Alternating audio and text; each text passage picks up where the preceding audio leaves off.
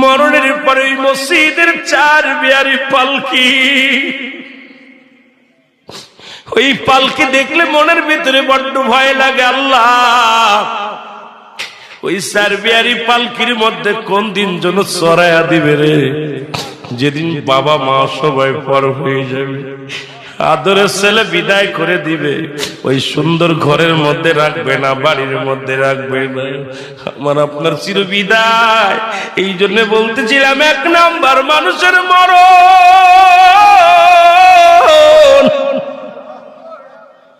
আল্লামা মুফতি আমজাদ আলী সাহেব একটা কিতাব লেখলেন, কিতাবের নাম বাহারে শরিয়া। এই কিতাবের মধ্যে উনি লিখতে যা বললেন, দুনিয়ার মানুষ শোনো,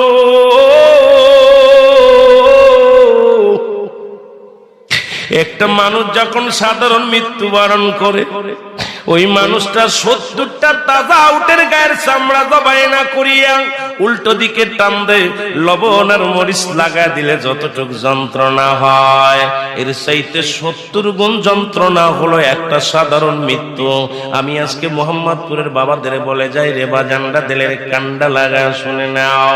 এখন যারা মৃত্যুকালে পায়খানা করে দেয়, যারা মরণকালে প্রস্রাব করে দেয়, যারা মরণের সময় চোখ 2টা বড় বড় হয়ে যায়, যারা মরণের সময় জিহ্বা বাইর হয়ে যায়, তাদের মৃত্যুটা কত কঠিন হয় রে।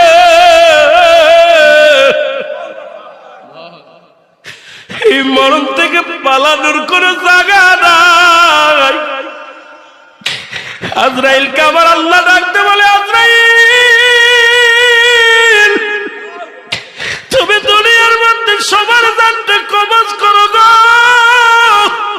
তুমি কি কারণ দানটা কবজ করতে যা কোনদিন কষ্ট পাইছো বা কোনদিন তোমার কি হৃদয়ের ভিতরে ব্যথা লাগছেনি? আজরাইল কামর মাওলা, এই দুনিয়ায় 2টা মানুষের জান কবজ করতে যায় আমি কেঁদে ফেলেছিলাম। আজকে আমি দুনিয়ার মধ্যে কত মায়ের বুক খালি করলাম, কত সন্তান দুনিয়া থেকে বিদায় হয়ে গেল, কত মুরব্বী বিদায় হয়ে গেল, কত ভাই বিদেশে টাকা ইনকাম করার জন্য চলে গেছি, কবিন হয়ে চলে আসছে রে মুসলমান। পৃথিবীর মধ্যে যাওয়া আসার সিরিয়াল আছে, যাওয়ার কোন সিরিয়াল নাই। দেখা যায় সন্তানের লাশ বাবার কাঁধে। আজকে এখানে যারা বসে আছেন অনেকেই বাবা মায়ের লাশটা কাঁধে নিছেন। এই বাবার লাশটা যারা কাঁধে নিছে রে, ওই সন্তান জানে বাবার লাশটা কত ভারী, মার লাশটা কত ভারী। আমরা বাদানরা অনেকেই নাতির লাশটা কাঁধে নিছেন, আবার অনেকের দাদার লাশটা কাঁধে নিছেন। আসার একটা সিরিয়াল আছে, যার কোনো সিরিয়াল নাই। দেখা যায় দাদা জিন্দা, নাতি নাই। দেখা যায় বাবা জিন্দা, সন্তান নাই। সন্তান জিন্দা, বাবা নাই। কি কখন চলে যাব কেউ বলতে পারি না। জোরে জোরে চিল্লায় বলো আল্লাহু আকবার। আমার আল্লাহ বলে, আজরাইল রে, ওই 2টি লোককে তুমি একটু বলতে পারোনি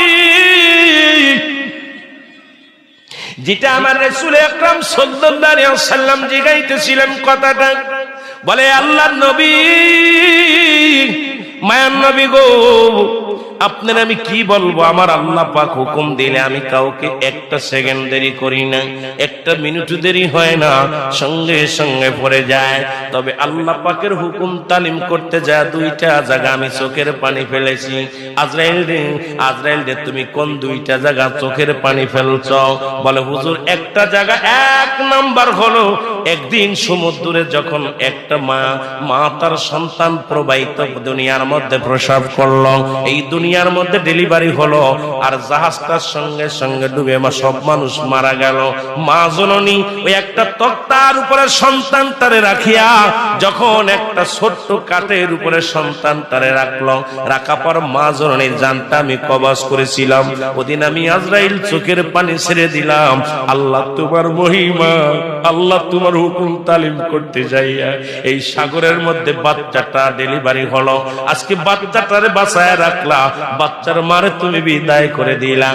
আর একটা দিন আমি কেঁদেছিলাম, সাদ্দাত যখন জান্নাত বানাইল। এ দুনিয়ার মানুষ শুনে নাও, হুদ আলাইহিস সালামের কাছ থেকে শুনিয়া জান্নাতের বিবরণ হযরত ওই তৎকালীন জামানায় বনি ইসরাঈলের নবী হুদ আলাইহিস সালাম, ওনার কাছ থেকে শুনিয়া সুন্দর জান্নাত খানা বানানো হলো। সাদ্দাত নিজেই জান্নাত বানালো, বানায়া একটা পা দেওয়ার জন্য অনেক অনুনয় বিনয় করেছিল। আমি আজরাইলের কাছে অনেক অনুনয় বিনয় করেছিল, কিন্তু আল্লাহর হুকুম একটা পা তারে জান্নাতের মধ্যে ঢুকতে দিতে পারি নাই, দিই নাই। ওদিন আমার কান্না এসেছিল, অনেক মায়া লেগেছিল। আমার নবী বলে, আজরাইল রে, ওই দুটি লোককে কি চেনো? তুমি জেনে রাখো, ওই দুটি লোকই একই লোক। ওই সাগরের মাঝে যখন ডুবে গেছিল, মা মারা গেল, বাবা মারা গেল, ওদিন যে বাচ্চাটাকে আমার আল্লাহ বাঁচিয়ে রেখেছিল, ওই বাচ্চাটাই বড় হয়ে সাদ্দাত বাদশা হয়েছিল। আল্লাহ তার রাজত্ব দান করেছিল, কিন্তু আল্লাহর সঙ্গে নাফরমানি করেছিল। শুনে নাও রে আজরাইল, ওই দুটি লোকই একই লোক। জোরে জোরে চিল্লায়া বলা যাবে না আল্লাহু আকবার। একসময় বাদ জোটে না, আজকে ছেলে মেয়ে লেখাপড়া করে চাকরি বাকরি করতেছেন, অনেক কিছু পাইছেন, কিন্তু আল্লাহর সঙ্গে নাফরমানি শুরু করেছেন। এই মসজিদে জামাতে আসেন না, আহা, মানুষকে দান ধ্যান করেন না, মানুষের বিরোধিতা করেন, মানুষের সমালোচনা করেন। আল্লাহ আপনাকে এই দুনিয়ার মধ্যে সকাল বেলা বাদশা বানায়, ফকির বেলা বানায়, সন্ধ্যায় ফকির। এটা আল্লাহর খেলা। তুরস্কের 20 তলা ভবন ধসে মারা গেছে, সবাই মারা গেছে। উনি রাস্তার মধ্যে একটা পাউরুটির জন্য বসে আছে। উনি ডাকতেছে আর বলতেছে, আমি 30 সেকেন্ডের ভূমিকম্পে আমার 20 তলা ভবন, 3টা ভবন দুনিয়া থেকে আল্লাহ ধুলো সাফ করে দিছে। আজকে আমি পথের ফকির, একটা রুটি খাবো নাই, তোমাকে আসো, আমাকে একটা রুটি দাও। আল্লাহু আকবার বলেন। এই হলো দুনিয়ার খেলা। এত বাড়াবাড়ি কোথা থেকে আসে? আমার বন্ধুরা শুনে নেন, এই জন্য বলতেছিলাম, মানুষের 3টা বিপদ। নাম্বার 1 হলো মানুষের মরণ, নাম্বার 2 হলো কবর, নাম্বার 3 হলো কিয়ামতের ময়দান। একটার চাইতে একটা বড় বিপদ। এই মরণের পেয়ালা পান করতে হবে, এর মধ্যে কোনো সন্দেহ নাই। বাবারে শুই নিলাম, একজন মানুষ জান্নাতের মধ্যে আছে এখনো জীবিত অবস্থায়, নাম হলো হযরত ইদ্রিস আলাইহিস সালাম। ইদ্রিস আলাইহিস সালাম ডাকতে বলে, আমার আল্লাহ,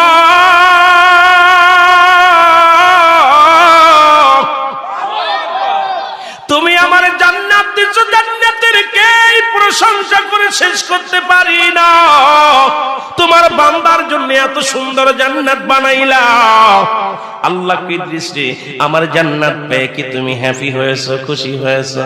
আমার ইদ্রিস আলাইহিস সালাম বলে, আল্লাহ খুশি হয়েছি, তবে আমার একটা কষ্ট। কয় কি কষ্ট? কষ্টটা হলো আমার মৃত্যু যন্ত্রণা। এই মরণের সময় আমারে তুমি মৃত্যু যন্ত্রণা দিয়েছি। আল্লাহ বলে, আজরাইল, দেরি করিস না, আমার ইদ্রিসকে জানাই রে, জানাই কেমনে জানতে বাইর করে বলো। ইদ্রিস আলাইহিস সালামের কাছে আজরাইল সালাম দিয়ে বলে, হুজুর,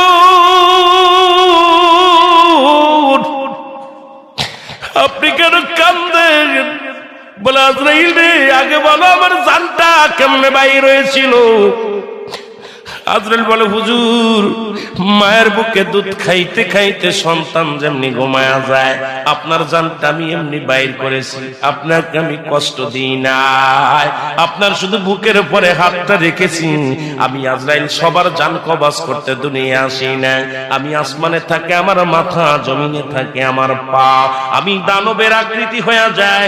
যখন আমি আজরাইল ওই মানবের সামনে দানব আকৃতি হয়ে যায়, আমাকে দেখে তার কলিজাটা ফেটে যায়। সারা পৃথিবীর পানিও যদি তখন তার গালে দেয়া হয় রে, তৃষ্ণা মেটে না। সারা পৃথিবীর মানুষ যদি সান্ত্বনা দেয়, বাতাস দেয়, তার কলিজা ঠান্ডা হয় না। নবী গো, শুধু আপনি আল্লাহর মাহবুব বান্দার জানটা বাইর করার জন্য আমি আজরাইল জমিনের মধ্যে নেমে আসি। আপনাকে আমি কোনো কষ্ট দিই নাই। বাদান রে, এবার বাদান কি ডাকতে বলে? ইদ্রিস আলাইহিস সালাম ডাকতে বলে, আজরাইল,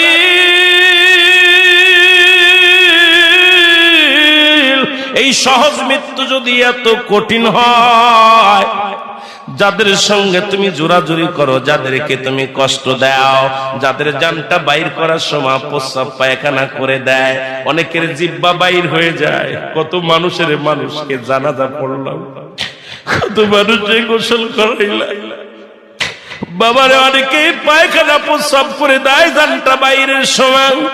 আল্লাহ,